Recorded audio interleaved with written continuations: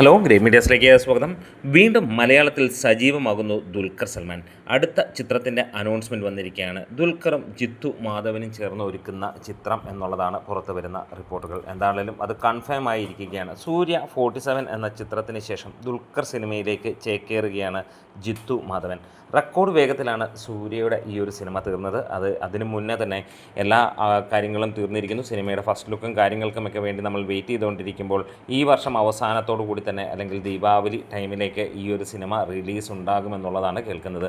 അതിനുശേഷം ഈ ഒരു സിനിമ ദുൽഖറും ഒന്നിച്ചിട്ടുള്ള സിനിമയിലേക്ക് ചേക്കേറാനുള്ള കാര്യങ്ങളാണ് ജിത്തു മാധവൻ്റെ അപ്ഡേറ്റുകളിൽ നമുക്ക് കാണാൻ കഴിയുന്നത്. ബാക്ക് ടു ബാക്ക് മലയാളം പ്രൊജക്ട്സുമായി ദുൽഖർ ഇനി മലയാളത്തിലേക്ക് സജീവമാകാൻ പോകുന്നു. നമുക്കറിയാം ഏറെക്കാലങ്ങളായി ദുൽഖറിനെ ഒരു സിനിമ കാണണമെങ്കിൽ വലിയ പാട് തന്നെയാണ്. അല്ലെങ്കിൽ തെലുങ്കോ തമിഴോ ഹിന്ദിയോ ഒക്കെ കാണേണ്ട അവസ്ഥയാണ്.